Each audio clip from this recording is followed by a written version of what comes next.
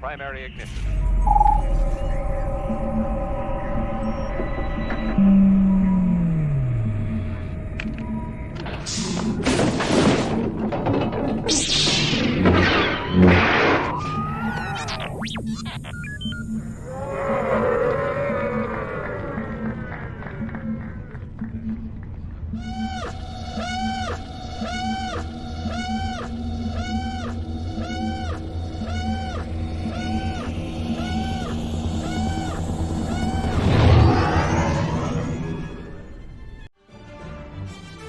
Hey, this is Obi Tahi. I play Dr. Pershing, and you are watching the Virtual Cantina Network.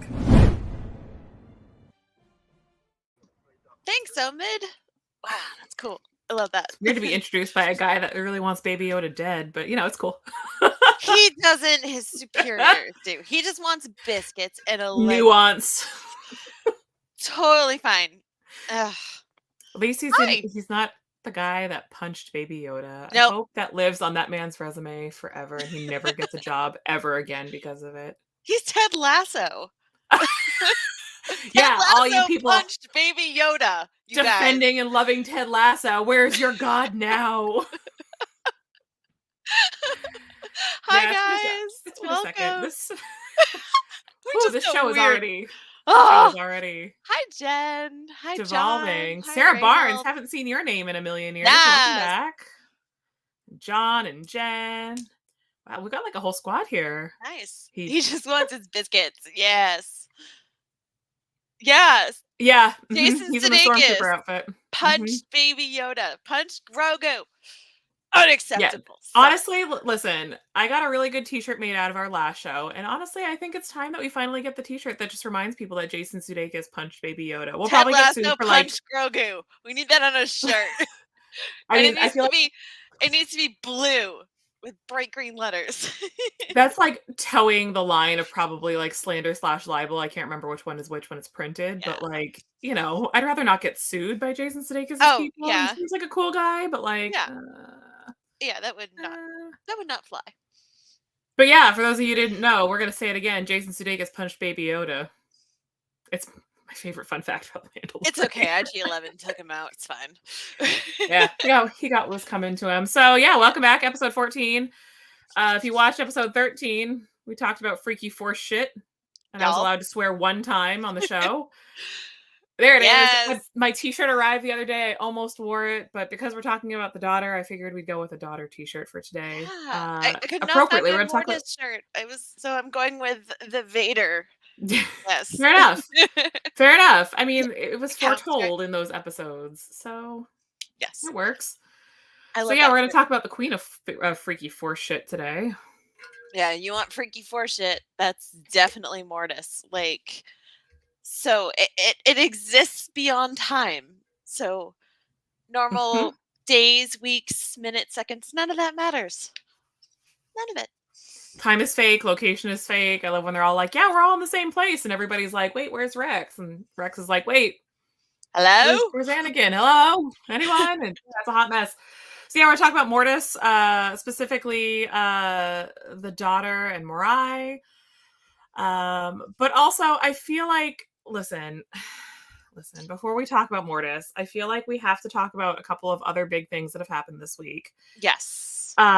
Two big things happened this week in Star Wars land. One of them pertaining directly to the show. If you haven't watched the Bad Batch trailer, you know exactly what we're talking about. The fandom is divided. Yes, and I feel like this chat might be divided. I feel like this show, these two very hosts right in front of you might be divided. So I'll be curious to see. Which is fine. We endorse healthy discussion. Correct. That's the beauty of this show. Yes. So, Bad Batch trailer dropped as we went over on Monday, and last night in the Zoom chat. Bad Batch season 3 premieres February 21st. And it's the last season, and who should show up in that trailer? Jamie? Ventress, y'all. Spoiler alert, I guess we haven't seen the trailer, but I feel like everybody's seen the trailer at this point, and it's been all over the internet. So, as your friendly VCN neighborhood book nerd, or one of several, Yes. this is where I get on my little soapbox and have my little temper tantrum / rant, where if you haven't read Dark Disciple, I am urging you, not even begging you, I'm urging you to read Dark Disciple. Yes. You So know, the good good. news, I feel like the good news is that with this show, they kind of, I feel like almost like StarWars.com got ahead of the curve and was like, all right, listen, we know we're gonna have a lot of really pissed off people. Mhm. And they kind of got ahead of the curve with the announcement that the shenanigans happening in the Bad Batch season 3 will honor the story of Dark Disciple and Ventress's arc in Dark Disciple. And that's fine and well, I guess. I have some trust issues because they've, honored character arcs before, and it really retconned a bunch of things. And so that makes me nervous. And it also makes me nervous because I do feel like the conclusion of Dark Disciple was one that, I put the book down and I had to kind of sit with it for a few days because it did pack some emotional punch and I really enjoyed it. And now I'm like, Yeah. all right, is that emotional punch going to be diminished, or That's a good concern. am I gonna suddenly, like, the running joke, of course, with the sequel trilogy is somehow Palpatine returned and everyone rolled their eyes and groaned, but if it happens with other characters, I guess we're okay with it. So I'll be really curious to see what happens. Listen, this is, Yeah. I've said it on this show before. I would love to be wrong. I would love to be wrong. I will embrace being wrong. If it's great, I'm going to give it its roses. If it's That's not, right.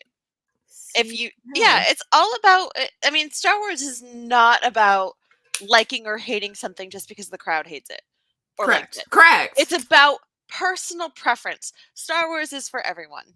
Mhm. Across the board, there are things that I don't like, and there are things that Jamie doesn't like. But Mhm. there are things that we both love. So it's the beauty of it. There's so much of it. You can pick and choose what you want. For sure. And And the universe, has only expanded. So everybody has like their own Mhm. little corner of the universe, which is Exactly. great. But I think the big thing right there is Spencer. that's pretty much, so Jamie drinking tea like Kermit the Frog is pretty much my status quo. If you ever see me in real life, I might not say it, but my face certainly will. Um, yeah, that's apt. That's accurate. Now, I love when that I damn saw frog. that yellow lightsaber, I heard her voice and I Mm. was like, "Oh, okay, how?" I was like I was like picking the timeline out in my head. Okay, I was like, "This is, you know, before the Clone Wars ended. She's gone. She's so this the timeline wasn't matching." And then she lit up that yellow lightsaber, and I'm like, "Oh, okay, how?" So Yeah. somehow Ventress returned, Yeah, and and her counterpart too, like with Obi-Wan Kenobi, we know that Quinlan Voss is also still around. mhm. So, are they Doing setting up stuff for something the there? Jedi. Yeah. We'll The see. Underground Railroad for Jedi is run by Underground Quinlan Railroad for Voss, apparently. Jedi. Yeah. It's it's gonna be interesting. I think part of my emotional outburst about that, I found out literally sitting on Batu with my best friend eating a Ronto wrap that I almost choked on when we actually watched Oh the my gosh. trailer. And then we were like furiously opening our phones, like trying to figure out the timeline of like, okay, what years was Dark Disciple? Like, where are we in the timeline? Yeah, it was crazy. Yeah, it was bonkers, and that's where I started to get really frustrated with what I was reading. But again, StarWars.com said it's all going to jive, it's all going to play nicely. Again, I want to be Trust in the wrong. I would love to be Force. wrong. Um, Ventress is a great character, and if they Oh, yeah. if they honor her story the right way, then it'll be all right. But we talked about with Ray in our Ray show, um, how Ray's story and her arc kind of got sidelined because of other characters. And I just really, as I was reading that article on StarWars.com, my knee-jerk reaction was, they were all so excited to tell more Ventress stories. And I'm like, great, so we're telling more Ventress stories, and Ventress is going to be like the sidelined character, I'm assuming, because it's not her story, right? It's the It's show is in called The the Bad Bad Batch. Batch. Yeah. So, yeah. So I mean, will we even get if they did like a little Ventress miniseries, I'd be so down for that. Like a inspired by Dark Disciple, I'd be so down for that. And I'm hoping maybe that leads to this. We'll see. And the other thought running through my brain as I was sitting there angrily chewing a Ronto wrap was that for those of you rap who abuse. I was so angry. I was like angry Be chewing, nice. and my best friend's like, "All right, take a breath. You're gonna be okay." Was for those of you who don't know, Dark Disciple was based on a several episode arc for the Clone Wars written by Katie Lucas, which is, George Lucas's daughter. So they ended up cutting the episodes. I don't know if they just didn't have time in a season, if they felt like it wasn't the right time to tell that story or whatnot, and they turned it into a novel by Christy. I can't remember her last name now. I think it's Christy Golden. Let me double Golden? No. Sorry, hold on. Anyway, it I'll look it up. felt like a little bit of like I was a little Christy like Golden. That's it. see okay, yeah, Christy Golden. Yeah. It was definitely like a take a breath and calm down, but the fact that the episodes were written by Katie Lucas was definitely like, oh no, I hope we're really not undoing all of that. The Ronto rap was a little Chewy. I was, it was when Chewy's really angry. That was me. Yeah. That was Jeff just cranking out them jokes. He's ready back there. By the way, we have Jeff in the chair this week. Mark is away on business, so we have amazing people filling in for him. Yeah, this is the story of this week. I feel like we missed a huge opportunity not calling this week like the summer of skips. Yeah, we totally did. The summer of skips or the winter of skips. I don't know, whatever month we're in. That's really good. We need that on a shirt. I feel like, do other shows pitch shirts the way that we do? I feel we're just weird. We just let the brain cells fly. Spencer's down. Here we go. There it is. Yeah, the season of skips, the summer of skips, the winter of our discontent. Like, come on, I don't know. I'm full of them. I don't know. Let me make the t-shirts. Honestly, it's the most self-indulgent thing because the fact that I have now in the other room my Freaky Force Shit Y'all t-shirt is I feel like I've peaked. If nothing good ever happens to me again, I got a t-shirt. There it is. Yeah, you can find on that color too. Store. I do like that color. Yeah, it's great. Skip revisited for Kitty to skip hour. Skip along. Skips of the galaxy. Oh man, we're gonna make that man famous.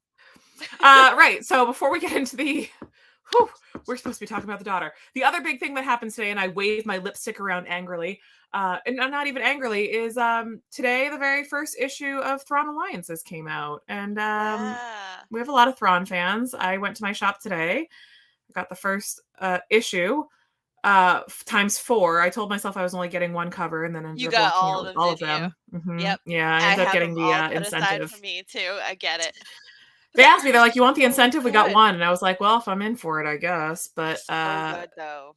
I haven't read it yet. It's sitting on my nightstand. But Tim Zahn wrote it, so I'm pretty happy. Somehow I started 2023 with 9 Thrawn books on my bookshelf, and I ended 2023 with 3 Thrawn books on my bookshelf. So this will hopefully fill the void while I figure out who/where my other 6 Thrawn books went.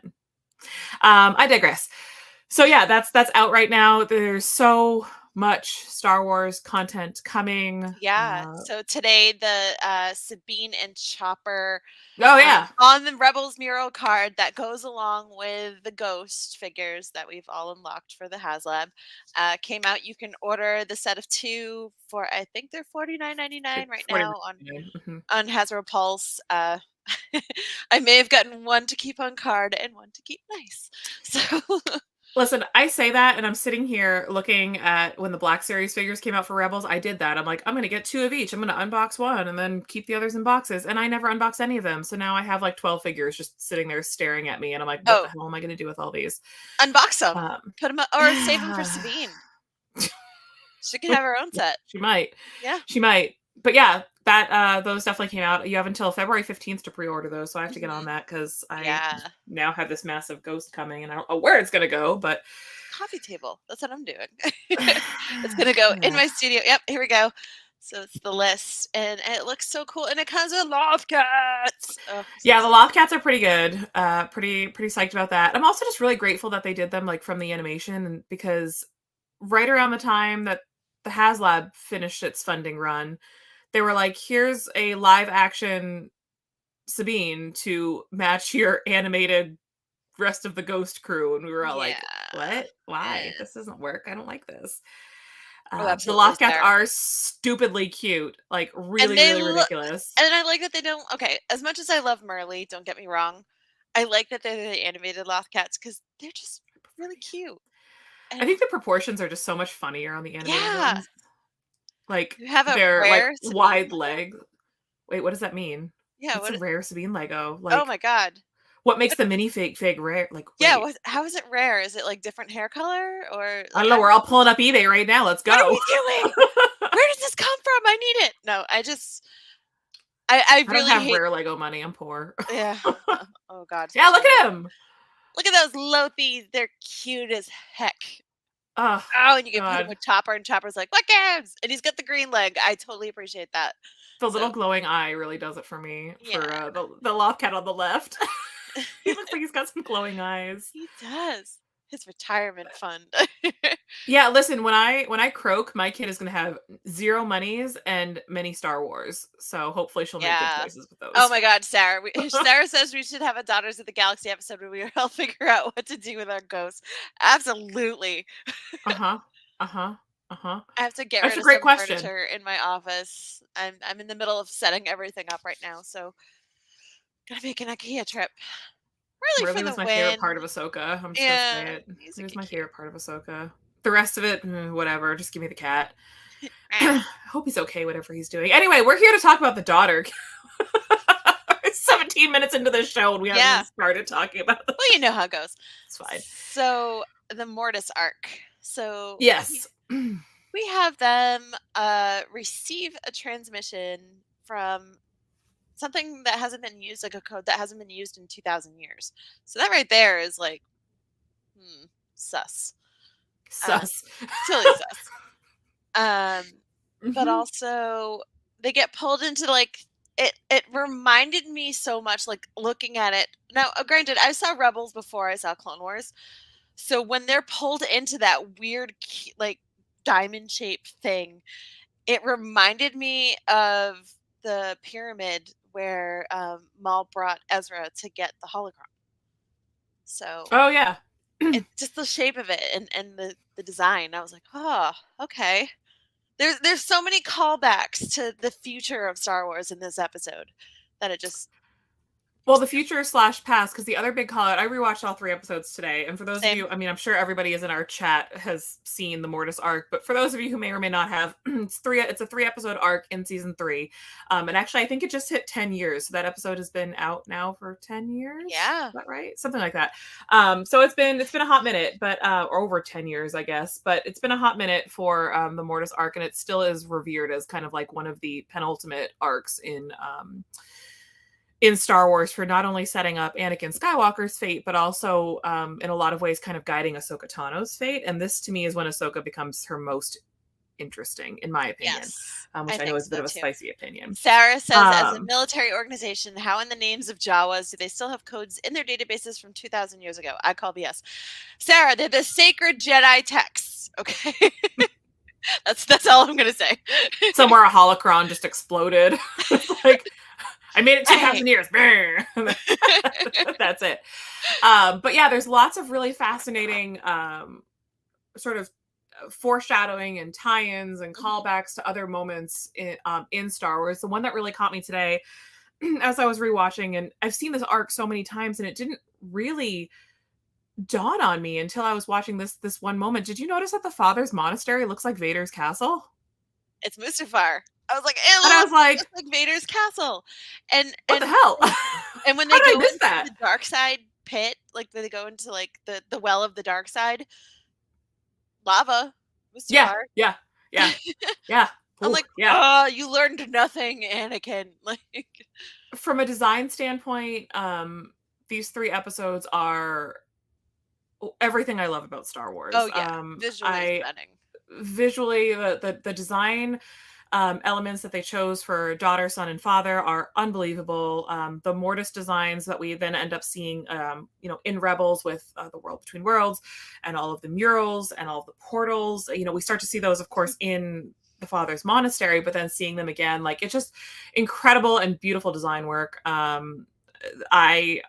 Looking at daughter on our screen right now, just her overall design, that very sort of flowy Art Nouveau-esque or Art Nouveau adjacent style, is phenomenal. The use of colors, phenomenal. Just a really, really beautiful arc. Never have a hard time sitting and watching these 3 episodes because they really are that beautiful. Yeah. But yeah, so daughter herself, of course, is meant to be the embodiment of light, the embodiment of the light side.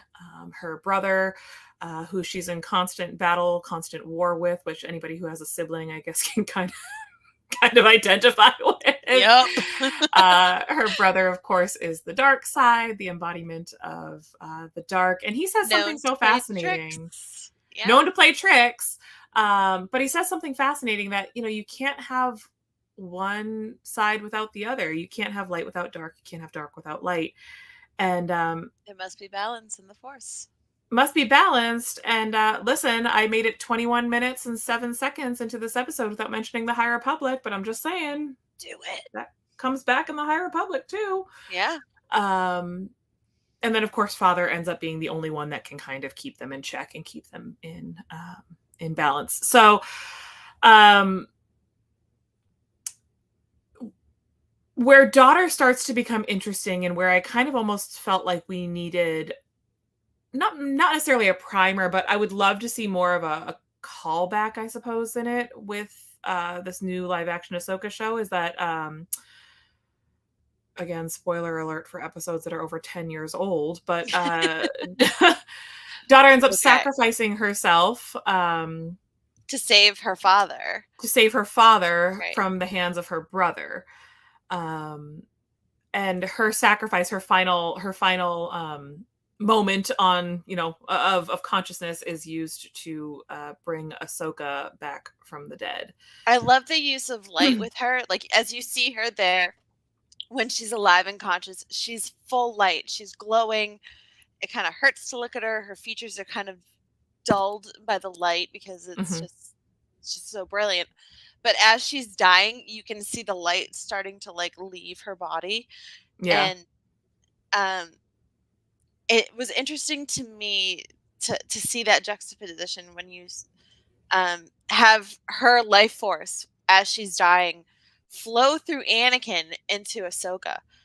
The father. The father is the conduit for balance between the light side and the dark side, his son and his daughter. So to have Anakin kind of take that place and help with that balance, it's kind of interesting. It's an interesting, that moment of revival is also really interesting because if you go back to earlier, not in that episode, but in, I believe it's the first episode of the arc, where the father pulls him into this sort of arena and is basically you have to pass one test to leave this planet, and that one test will tell me everything I need to know if you are in fact the chosen one. And the daughter and the son come down, each with, one of them has Obi-Wan and the other one has Ahsoka, and they're threatening to kill these two, and Anakin is kind of put in this position where he has to choose to save one or the other, has to try to keep the light and the dark in check so that he can save his friends. And what I thought was so interesting about that is that he, the test of, for me, what I take away from that is that Anakin, still, it's another example anyway of Anakin still really struggling with, these connections he's not supposed to have as a Jedi. We see it with Shmi shows up in, a vision to him, and then he struggles again with I what do I do? I have to save these people I'm connected with. And then in the scene that you just described where they're reviving Ahsoka, he's literally desperate to save Ahsoka in that moment. And I just think it's telling. It is. It sort of shows his downfall, because these Jedi are not supposed to have these attachments, and these attachments are the things that ended up really being Anakin's downfall. And he will always carry that guilt for not getting there soon enough, and for spending so much time with the Jedi and becoming a Jedi. And instead of saving his mother, like, to have his mother die like that, and then him just act out in vengeance. He still carries a lot of that guilt. Like, not only could he not save his mother, but he killed a lot of, Tusken Raiders to save her. So he the women and carries the children too. the women and the children. Also foretelling. But I think that the fact that the son was able to appear to him as Shmi and be able to tell that hidden guilt inside of him and like use it against him as a vision, it had to be pretty heavy on him. And the odds were pretty well stacked against daughter pretty much the entire arc. Like, yeah. it didn't, like, Anakin Skywalker shows up and then the son is like, yeah, easy street, okay, let's mess with this guy. Totally it's not even hard. Yeah, it's not even hard. It's just No. he just makes it so easy for them. But yeah, it is sort of that last gasp for the light side to kind of prevail, and it doesn't. And it sets up, in my opinion, it sets up the rest of the Clone Wars to kind of just be like oh, things are not going to go well here. Like, of course, we know what's going to happen at the end of the Clone Wars. Like, we know what that story looks like, but it's just another reminder that things are about to get way darker and things are about to get way heavier, because we are literally watching the embodiment of the light side die. And fast forwarding all the way to, the wrong Jedi and everything that happens with Ahsoka, and she chooses to leave the temple and everything. And you're just like, oh man, that was like it. That was the last chance for the light to prevail. And she just walked away from the Jedi Order. Literally, like the embodiment of the light is now in Ahsoka. Obviously, you can see it with Morai and everything. Morai has kind of become her familiar as a representation. Wait, let's talk about the little chicken nugget here for a second. I love that you called her a chicken nugget. Let's call her a little chicken nugget. She's Yeah. a little chicken nugget. I love her. Adorable. And obviously, like, the coloring and everything, like, another great design. And I know everyone's like, oh my God, Dave Filoni named her a Conver after Anne Convery. And it's like, yes, that's very nice. Okay, fine. But like, But for those who don't know, Convers are named, and his wife Anne Convery is a writer. She's a huge fan of owls and the boibs and the natures. The and boibs. So he named the Convors after her, and Morai is the most significant one. And okay, so I love reading fan theories because some of them are really freaking great, and I'm like, how are these people so damn smart? And then some of them are like, I need to go take a walk outside. I need to get off the internet. It was too much for me. What are you doing? How you spend your time. Yeah, so there's all these fascinating ideas around the Conver, and not the Conver, but specifically Morai. What's yours, Ashley? Why do we think that is Morai an extension of the daughter? Is she? Because I read one that I actually really like, and I'm curious to hear what your opinion is. What do you think Morai is? I've always thought she was an extension of the daughter, because if she was the daughter's familiar, we would have seen her on Mortis. Agreed. And we don't see her until after the daughter is gone and Ahsoka leaves Mortis. So it's kind of like a guiding spirit to remind Ahsoka to stay to the light and stay true to herself. But also pretty much on the same page. Yeah, it's a guide for others too, because as you can tell, she helps Ezra in the World Between Worlds make the decision and go back to Twilight of the Apprentice and save Ahsoka's life from Vader. And in turn, Ahsoka stops him from saving Kanan and ruining his sacrifice and being a puppet for the Emperor. So it's that balance. And I think the daughter's spirit extended into having Morai be kind of like a spirit guide. Okay. Yeah, okay. Then we're about on the same page. So the one that what I read, and I wish I could remember where I read it, because honestly, I read so much crap at any given time that I'm just like, did this come from? Like, where did I find this? Like, where did this come from? I read a theory that Ahsoka's like body literally couldn't handle the entire spirit of daughter when she died, and that a little bit was left over and ended up being this Conver bird. And I'm like, Yeah, all right. Yeah, I'm into I'm that. down with that too. Like, I'm down with That's that. good. Whether or not that's true, I guess we don't really know. It's one of those things where most people aren't going to think about that and just be like, look at this cool bird. And other people like me are going to spend an obsessive amount of time and then need to go for a long walk outside and touch grass because I've thought about it just a little bit too much. But I'm like, what? Yeah, she's Ahsoka's familiar. And yes, we know that Ahsoka has become the sort of embodiment of daughter and the light side and whatnot.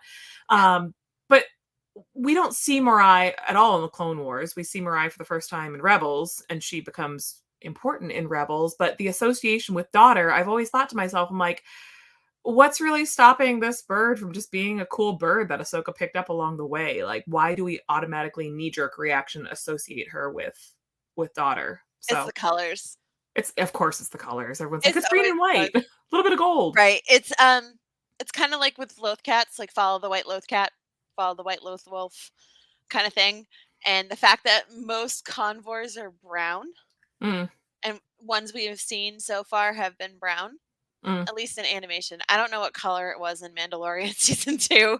It was in a I don't remember. tree. It Yeah, was I a don't remember. dark, yeah, follow the white Loth cat. Yeah, we're going to Well, go the with other that. thing I noticed too as I was rewatching, because it had been a little while since I'd watched the Mortis episodes, but I watched all three of them today as I was, Same. getting ready. And the other thing I kind of noticed, because Mirai was sort of top of mind for me as I was going through this rewatch, just because that theory had kind of come up in the last like maybe week or so for me, was that when they're in that arena and I think it's opposite, right? I think daughter has Obi-Wan. I think Yes. son Son has has Ahsoka. Ahsoka. Right. But when they're birds, like when they're actually like birds, or they're not really birds, whatever they are, they're like flying Griffin and creatures. gargoyle. Is that what they're calling them? I mean, because they're Yes. like very okay. According to Um, Wikipedia and the Star Wars database, StarWars.com database. I'll So take it. the daughter is the griffin, the son is Right. the gargoyle because he's gnarly looking. Well, and I'll take it too because I guess that further solidifies what I saw because the griffin has that sort of monkey-like tail, which of course you Mhm. see on All Mirai. right. So I guess there's more of that sort of And also her hand in hand. sash. Like her sash kind of gives the like you can see it right there, the illusion Yeah. of a tail. So that's also what led me to believe that it is more of the spirit of the daughter, as you Hmm. said. Um, Now I'm gonna bring up something that I noticed for the first time on this rewatch. Um, so you get Ahsoka as they arrive on Mortis, like, "What's going on, Master? What's happening? Oh my god!" Like she's a kid. She treats it as "Oh my god, like what's happening?" Like she's like a little kid, like us.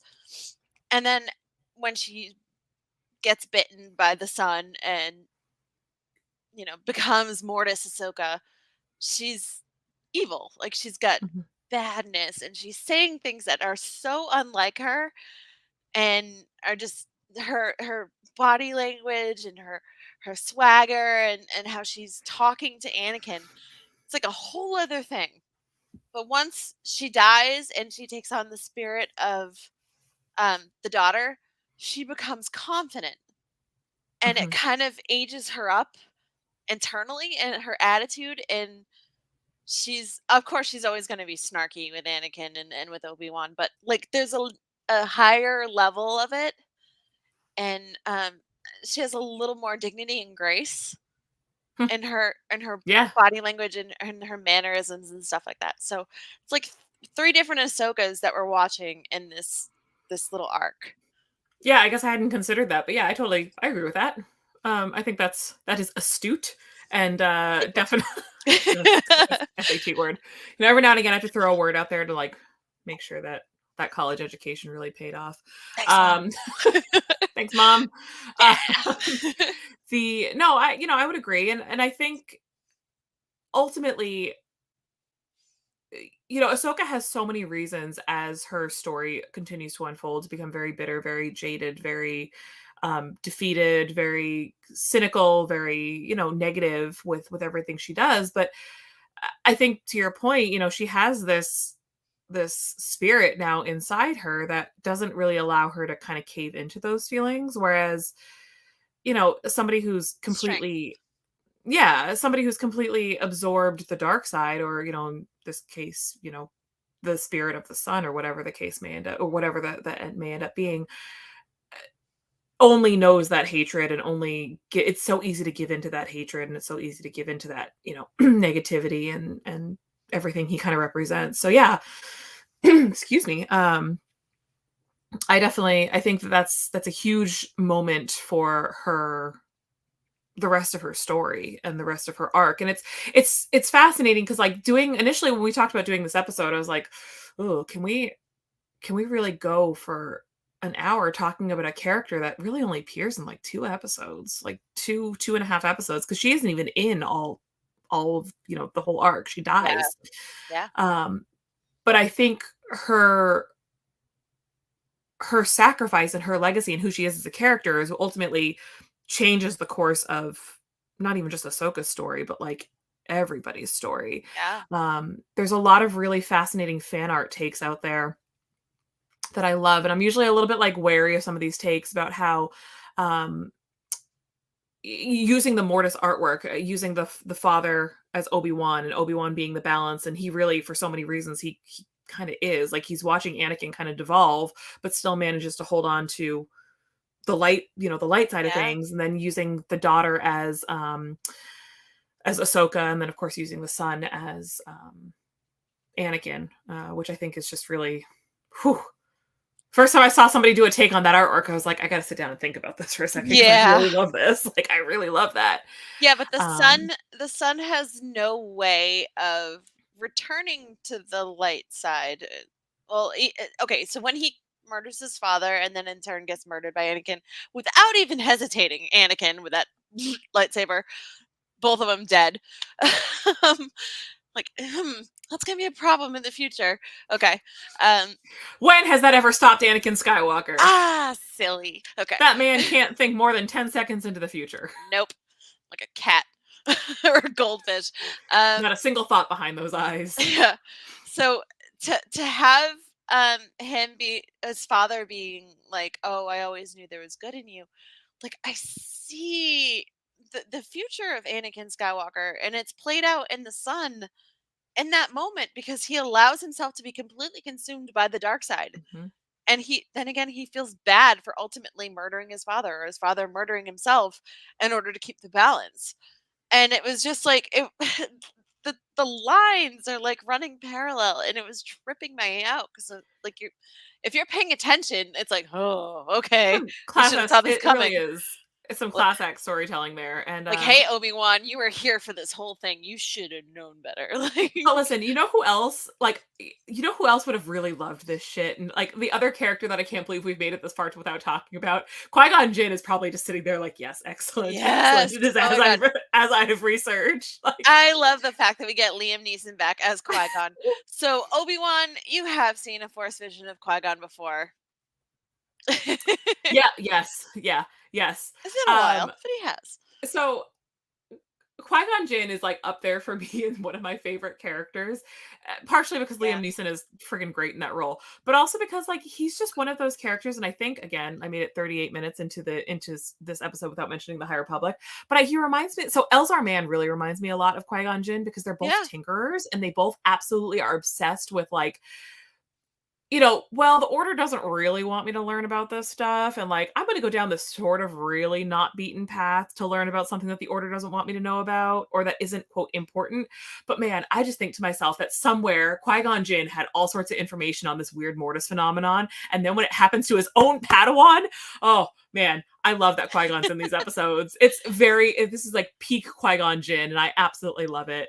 And the fact that it's the Force is amplified by Mortis, and Qui-Gon's obviously, like, you can see that Shmi is, a projection of the sun, and it's just, the sun is using her to play games, or the spirit of her, or the vision of her to play games. With Qui-Gon was like genuinely there. That was totally a Force vision. It was totally like Qui-Gon projecting himself into the Force.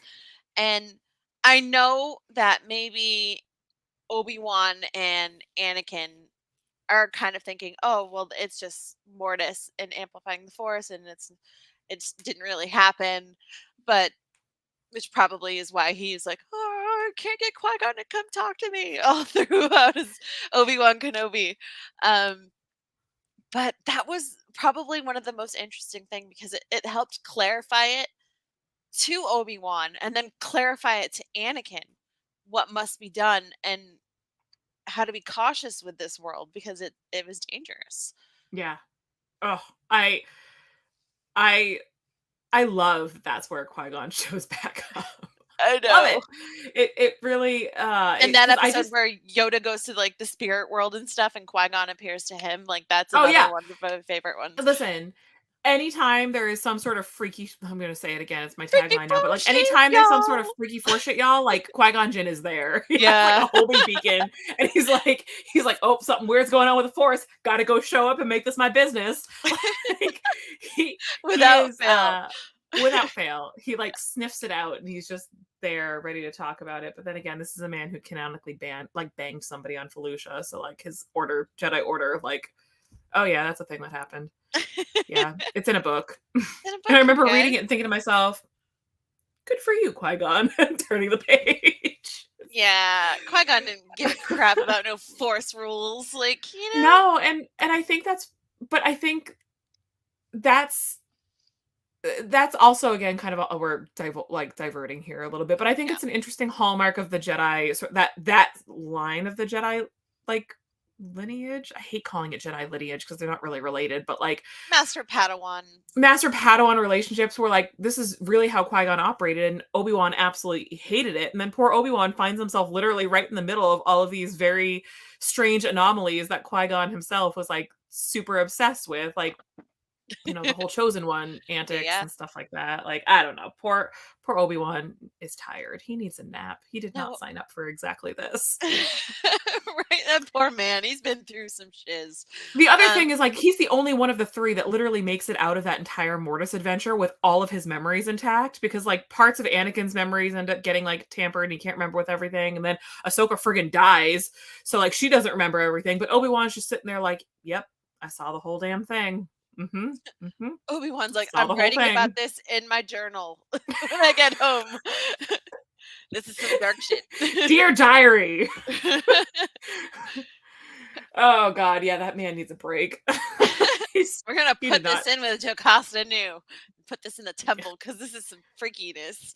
No, She's another one. Listen, that woman probably knew all about this stuff. She's like, yeah, they come back and it's a Coruscant. They start talking Easily. about Mortis, and Jocasta Nu is just like, yeah, it checks out. Yeah, okay. Well, you Sounds could have good. read up on it before it happened, but I just keep telling you guys to go to use your local library. Yeah. Oh I don't my even God, think right, there's a therapist in Sherry? the galaxy that could handle poor Obi-Wan. He's Yeah. God. And then the ultimate insult to Obi-Wan is that he gets handed Luke Skywalker, whose first thing that he does when he's handed a lightsaber is point it straight at his eye.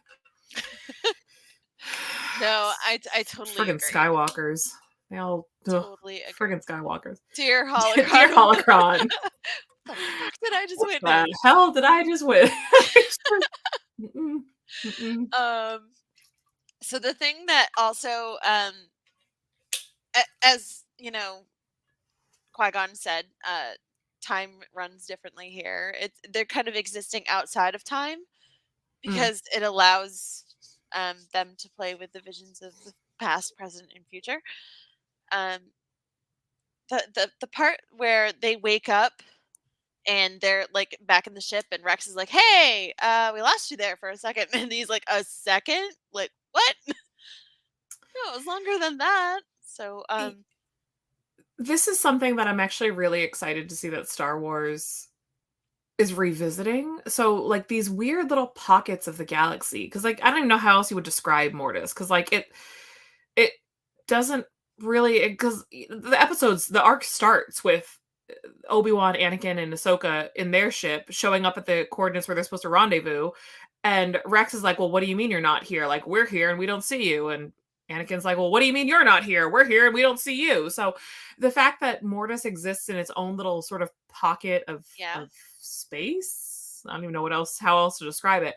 Galaxy sort of- pocket.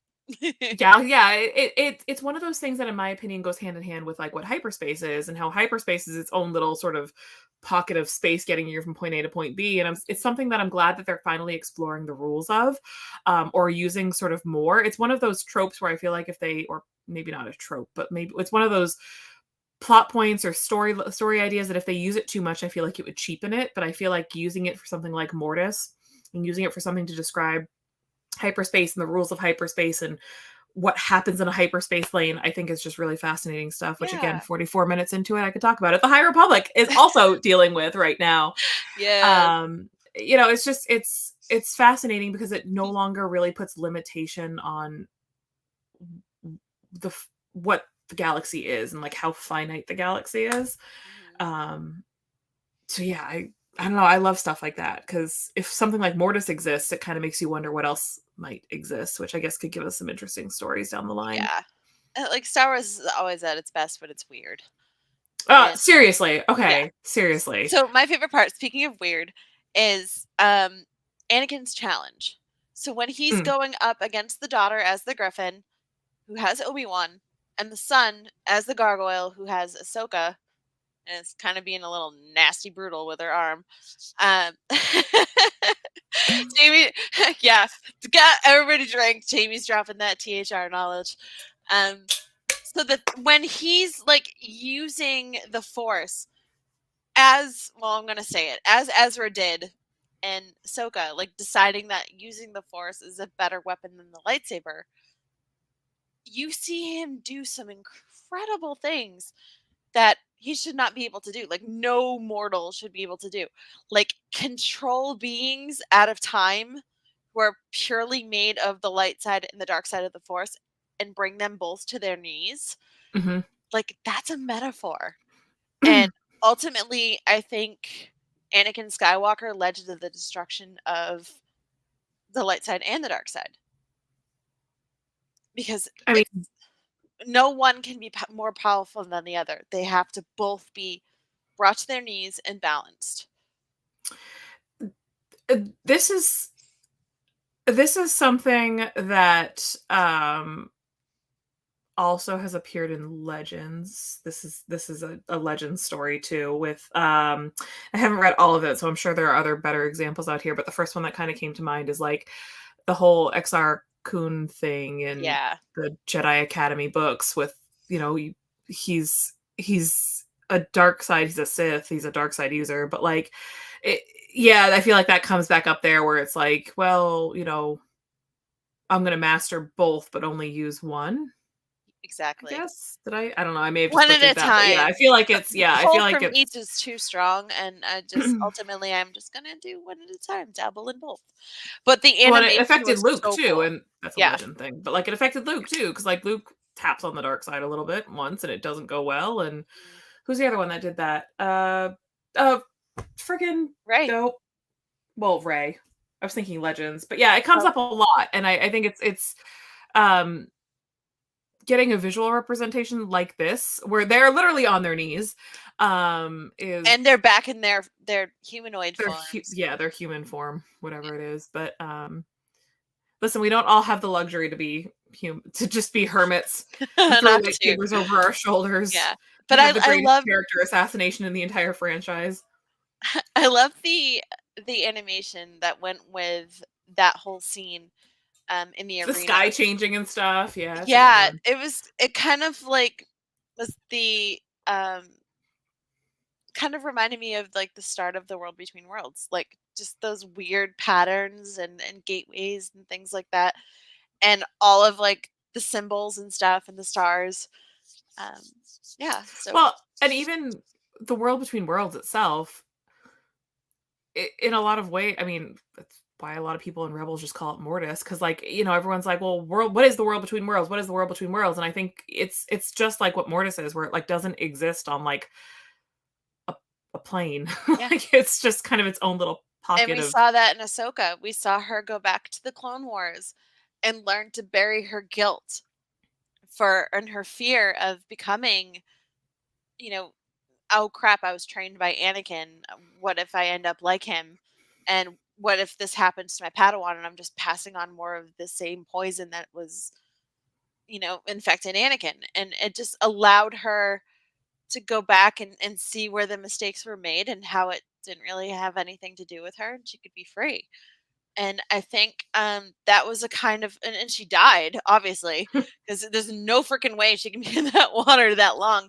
But the Yeah. spirit of the daughter, I think, brought her back, and allowed her to be purified and release the guilt. Something Anakin could not do on Mortis. Ahsoka was fine. She didn't kill Tuskens. That's horrible. These 3 episodes for sure should have been or should be required viewing before watching. I mean, not even just Rebels, but like before watching Ahsoka for sure. Yeah, And I'm sure that they were on a list, but yeah, they absolutely should be required viewing before agreed. watching Ahsoka, because I think there's a lot of parallels and a lot of similarities, but I feel like for people that I know that watched Ahsoka who did not watch the Clone Wars because they don't care for the animation or they don't want to watch the animated series, which is fine, like I get it, but I feel like that's almost the danger of where we're at right now with Star Wars, is like you have to have these episodes, you have to have this knowledge kind of beneath you in order to really embrace the story, I feel like, to really And that's the hard understand part when you and got the absorb it. guy who was in charge of the animation and in charge of those stories in animation, and bringing those to life. When he moves into live action, he takes what he knows with him. And there was a lot of really bad, I think I'm going to call it what it is. It was bad marketing where they were like, oh, you don't need to have any of this prior knowledge before coming into Ahsoka. And I'm like, that's not going to fly. But it was Ashley Eckstein herself who's like, actually, you probably need to watch some of these episodes, and here are the ones you should watch. Yeah. But I feel like it is a disservice to the animation to be like, well, you didn't need to watch any of these things before watching Ahsoka, and everyone else was like, oh no, you probably do, you really do. But they were saying all that like a couple of weeks before it aired, so it really wouldn't have given, unless you stayed up for like weeks on end, you really wouldn't have had time to binge Rebels and binge those episodes of Clone Wars that you need for that. So yeah, it's just, they don't want people to wait on watching Ahsoka. They want people to watch it as soon as it's on. Be like, no, you don't need it. You're fine. And just fill in the blanks later. It's cool. Yeah. I don't know. I mean, I Sarah says don't get her on her soapbox. no, I know, because we share that soapbox. It's True. yeah, I feel like it was a big disservice to what could have been a huge emotional, everybody regards that episode of Ahsoka with the World Between Worlds as like being like the penultimate episode of that season. And I'm thinking to myself, I'm like, I know people that are watching this that have literally no idea what's going on, like no clue of what's going on. And they aren't going to understand that unless, not even watching Rebels, but like having the basis of Mortis under their feet. It just doesn't hit. It doesn't hit the way that it should. And that, that's a shame, because, that episode really could have hit a lot harder if people had that knowledge. And that's kind of where we're at with the whole like, you're fine, just stream it on Disney Plus, just, watch it as it comes out, you'll be fine. I'll be very, very, very curious. Well, if they did the Summer of Snips, or the Summer of Skips as we're calling it now, the Season of Skips. Skips. I gotta think about it. Yeah, the Season of Skips. Let Skip know. Now he's got a whole season named after him. We can just only watch his favorite episodes of things. Yeah. It'll be all over the place. It'll just be a bunch of random episodes. Everyone's like, what are you watching? It's part of our Summer of Skips programming. Don't worry. It's totally fine. So I have a question. Mean anything together. What's that? Yeah. Do you think that obviously that we have Solstice of Scamp? I'm sorry, that's really funny. I mean, it is winter now. Yeah. Do you think that with Ahsoka, obviously you've got Baylan Skoll going to Mortis, like standing atop the sculpture? Oh yeah, we didn't even talk about that. Yeah, totally. Yeah. Do you think? Now, first of all, I found it weird that the daughter, like the son and the father, are represented there. Where's the daughter? And Great do question. you think it like crumbled away after, Ahsoka embodied her? And do you think we'll see her again in season 2? Do I think we'll see daughter in season 2? Daughter, yeah. And obviously Morai is there on Peridea with them.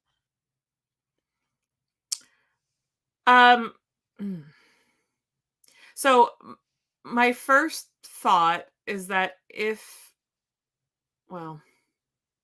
hang on, I'm trying to figure out how I want to answer this question, because do I think we'll see any of the Mortis stuff? there's a very jaded, very bitter part of me that's like, oh, that's going to end up being a callback. Like that's going to be a fan service moment for everybody to know exactly whose finger they're standing on and exactly what statue they're standing on in that moment. I I don't know that I think we're going to see them. I don't. I feel like it's obscure enough where in order for them to introduce father, son, and daughter in Ahsoka, they're going to have to waste precious episode time on that. And I just don't feel like that's the target audience for that. I feel like they would have to do a very high level. What are we calling it? Like Mortis for Dummies? Like here's the Mortis Spark Notes or whatever. And I just don't feel like they're going to do that. Star Wars, unfortunately, loves doing Easter eggs without giving them very much context sometimes. Obi-Wan Kenobi, Yeah. Mandalorian, Mm. Book of Boba Fett, Mhm. Ahsoka. Like, there's just too many instances where, like, you get those moments and then it's like, oh, that's going to pay off. And then we haven't seen payoff for any of it yet. I don't think so. I really don't. I'm not sure that I'm feeling it happening in season 2. I don't know. I have a prediction. I think we're gonna get Morai, but she'll be she'll be guiding Ahsoka through the Mortis Gateway, and you will hear the voice of the daughter. I don't think Sabine will be able to hear it, but I'm pretty sure Ahsoka will. I feel like it's going to be handled whatever relevance or whatever significance that statue has, that like Mount Rushmore Mortis statue Not has. Mortis more. Mount Mortismore is going to end up being sort of like a world between worlds thing where there's going to be like some portal or something that like Sabine's going to be like, this is just like the one on Lothal. And that's going to be sort of how they handle that. I just don't feel like they're going to Yeah, waste precious and where episode she's, time. obviously using the Force and things like that now in ways that a Jedi would. Um, I don't want to say she is a Jedi because just because you use the Force doesn't mean you're a Jedi. Rolled my eyes so hard I went blind. Sorry, go ahead. So I think like she's going to, as you said, she's going to find the mural and she's going to go through and be like, oh, this is what Ezra did. Okay. So I think that will make sense to her. Because that callback I feel like is way more approachable than going through all of Mortis. I don't know. I think the other thing with Peridea is like it's a dark world at this point. Like it's beyond the reaches of the galaxy as we know it. It's by Marauders. and large, yeah. It's entrenched in sort of dark, Night Sister magic and the whole thing. Which, by the way, is going to mark my words right now. Ventress coming back is going to end up being some weird Night Sister magic. Like it's going to be some like she went into the pool on Dathomir. Surprise, she's dead. Like she's a lot. I don't know. That's my prediction right now for that. Or they buried her in Dathomir and brought her back. Like so angry about it, but it's fine. Sorry. It's fine. StarWars.com said it's going to be fine. But no, I do not foresee daughter coming into Ahsoka season 2. Do I think they'll walk into the mural like Mary Poppins jumped into street art? Sure, why not? We already have that technology. Why not? That's one of the reasons why I became an artist, because I thought I could jump into my art. Honest to God, that is one of the reasons. Why not? 5-year-old me became an artist. I love that. I mean, It's I corny guess as if hell. anybody's going to do it, it's going to be Sabine. Like, Yeah. It's fine. Like they'll have her draw something and they'll just be able to into it. Yeah, that'll be fun. Yeah, it'll be interesting to see where that goes because, again, this is a character that we've seen in 3 episodes of animation, and she's had this huge significance and the portrait, and we hear her voice in the mural. That's true. On Lothal. That's true. Yeah, so I guess we see her. Y'all. Yeah. Wish I had that skill. Her, I guess in art and other instances and things. But yeah, it'll be curious to see, I guess, if we see her again. We can't really tiptoe around that story too much, but again, will they waste precious episode time? And I don't think so. And I think you're absolutely right, because they seem to be sticking to the 8 episode arc of things. So my hope is more killer, less filler, and actually whittling down the story a little more cohesively.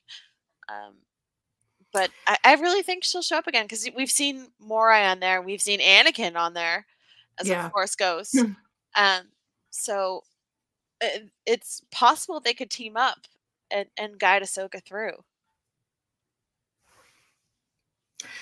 It's weird because now I could talk about Ahsoka without Speculation. having to think about the strike, but like I don't know. It kind of, in my opinion, and this is a whole, maybe this will be like another show that we'll do because like now I can talk about Ahsoka because Mhm. I hadn't the entire summer of Snips, but like I I sometimes, no, not sometimes. I oftentimes think to myself that this show doesn't know who it's for. And sort of to Sarah's point, like I don't want to say like no more wasting time catering to new folks entering the fandom, but like I just don't know if this show knows who its audience is. Is the audience like getting people into Star Wars for the first time? Is the audience getting the casual Disney Plus, subscriber to get into Star Wars?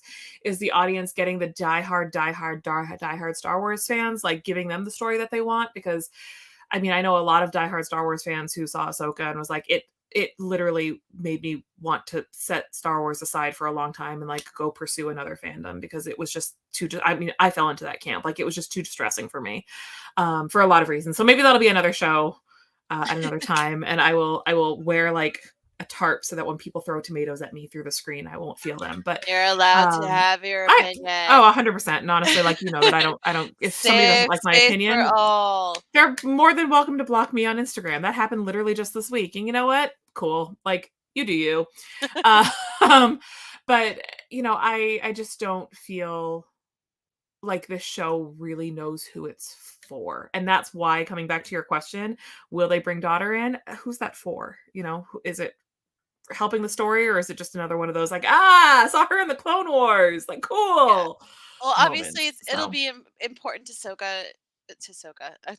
That's what I call my cat, Ahsoka. To the cat sitting next to you. They made an episode just for her. Yeah, it's for you, bud. Yeah. No, She deserves it. It's obviously important to Ahsoka to have her be there, and the fact that she's survived and gone through the world between worlds and faced her fears with Anakin. It allows for, I think it allows for things to get weirder. So if it translates Freaky to horse shit. actually going to Mortis through a portal and realizing how things are, and obviously Balin's problem with the Jedi and the Sith is that they were the Jedi and the Sith and they didn't rise above their hubris, and that he believes Mortis is above that. So he's looking to get there and to be in a place that has that balance without the hubris. And I think that's where they're going to need the daughter's help.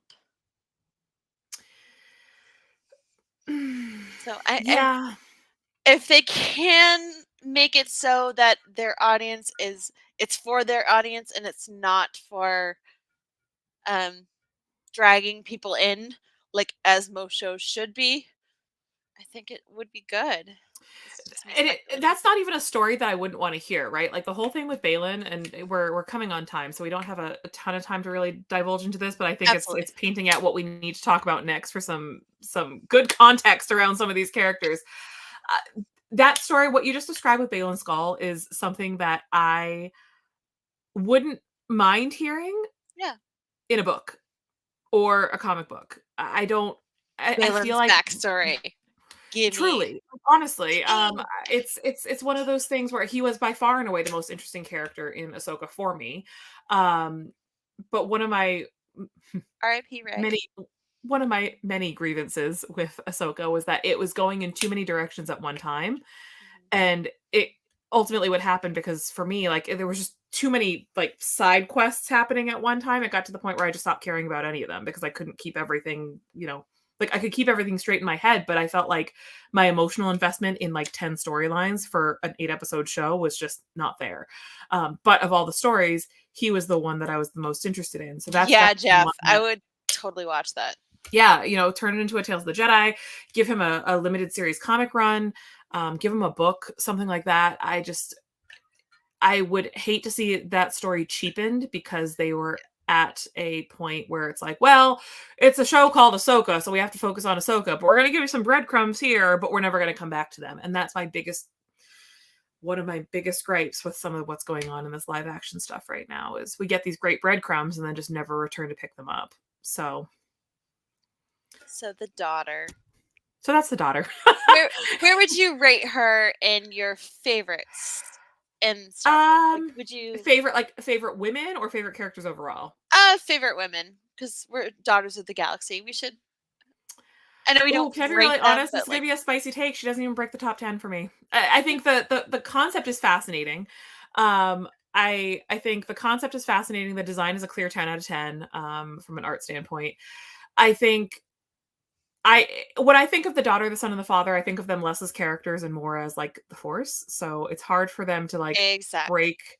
It's hard for her to like break past like a Hera Syndulla who has like, you know, characteristics and traits that I admire, because when I think of somebody like daughter, I only think of her as like the light side of the Force. I can't think of like a characteristic like how driven Hera is or how, Yes. you know, she is the personification of the light side. mhm.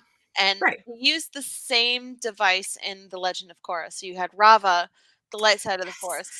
Okay, I'm so okay. I Yep. knew it. I didn't want to say it. I didn't want to go Yes, down you that did. rabbit hole. You so did. I did. Watching Legend of Korra, I was like, shit's just like Star Wars. Yeah, totally as Mortis. But And somehow better executed in some ways. yeah, that was really freaky. Rava and oh my god, why am I forgetting the dark side's name? Help. I literally just watched this. This is embarrassing. I know, it's been so long since I've seen that episode. Rava and hang on. Vaatu, that's it. Yep. Yeah. But it's Yep, like Vaatu. yeah, and okay, so Rava is considered the light side of bending, and Vaatu is the dark side. And Korra goes into the spirit world. Vaatu escapes. Korra has to absorb Rava in order to save the spirit world and bring balance to the world and the spirit world. So it's very similar to the Mortis arc with Ahsoka and the daughter. And Yeah, Legend of Korra was great. So good. So well done. So if you guys want to check that out, I think it happens in, I want to say season 2, book 2. I think it's season 2. There's only only 3 seasons, and it's halfway through. Yeah. Book 4. There you go. So you have homework if you're so inclined. So yeah, if you want something that's similar but just as fun, check that out. So yeah. So that brings us to the end of yet another episode. We're back into the swing of things. I know the last 2 months was a little bit whack job with our schedules and with our episodes and everything, but we're back, which means that of course we are open to any and all character suggestions or ideas that you are interested in. We have some ideas of where we're going next, but we definitely are. We love our chat. We love engaging with everybody. So we want to know what you want to know or what you want to talk about, because that's what makes the show so fun.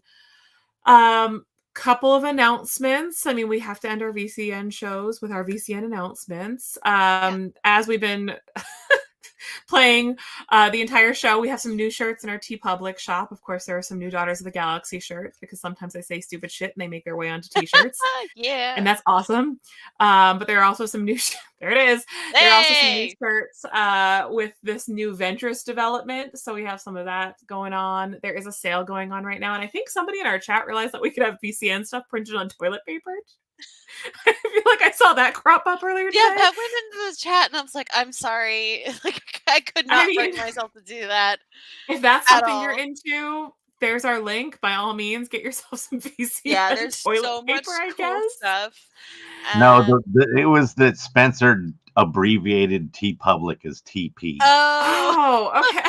Well, I just of so course stupid. took it more literally and said toilet paper, huh? And then Dave was like, "I'm gonna take it the next step," and he made a quick the voice graphic. of God has checked in.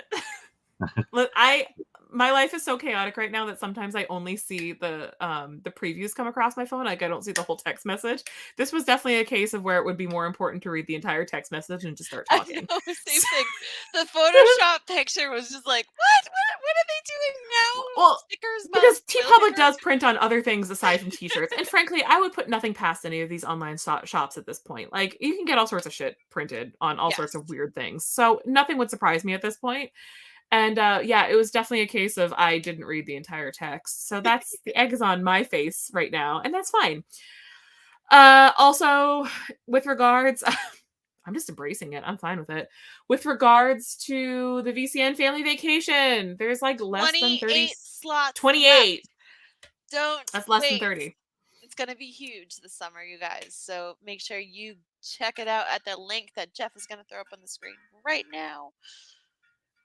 There are 2 Right events there. happening this weekend at Disneyland and Walt Disney World. If you are local to either of those locations to celebrate Ahsoka Tano Day, they are not fully sanctioned VCN events, but many VCN members like myself and Jeff will be there. So if you are so inclined or in the area and want to hang out or meet up, we will be at those locations as well. Spencer just let me know that TeePublic is 35% off right now. That's pretty great. I paid more than that for my shirt, so I'm a bit bummed, but here we are. And then rest of the week, Ashley. Oh my God, what's happening the rest of the week? Okay, so we had Us tonight. Tomorrow we are watching Ahsoka with Don Deininger. Virtual Cantina Network watch along. I believe it's episode 3. Am I right, Jeff? Part 4. Part 4. Part Sorry, 4. last week was part 3. So it's an Ahsoka rewatch with the boys, featuring Skip. Don Skip will Deininger. be there, guys. Skip will be there.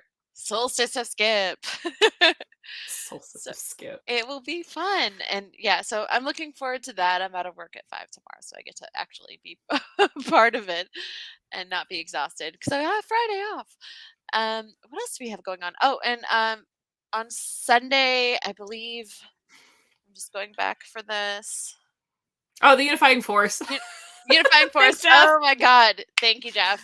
So we got Kat and Gio and Dave with the Unifying Force doing cool stuff and looking forward to that. Last I checked, topic was TBA, so they'll make sure to post about it once they figure it out. And then Rebels Revisited. We'll have Mark back on Monday. Haven't quite approached a topic for that. It'll probably be another like best of our favorite moments from a character on Rebels. So let us know who you want us to talk about this week. Exciting. Have you guys done AP5 yet? Please do AP5. No, but I want to. So now I feel like it's kind of a necessity. And like all 5 of your like top 5 moments can just be that scene of him singing out in space. Yeah. Because those scenes, that scene lives rent free in my brain. That and also when he's like insulting Zeb during like the Warhead episode. Phenomenal. Phenomenal. That's why I named my car AP5. Nice. My car is AP5. Okay. Just dropping, spitting straight facts here. Just dropping those facts. Anyway, on that oversharing note, brings us to the end of our night together. Thank y'all so much for joining us. It was really, really, really great to see some familiar faces and names that we haven't seen in a little while in the chat. So welcome back. We're really happy to have y'all. We're chugging right along.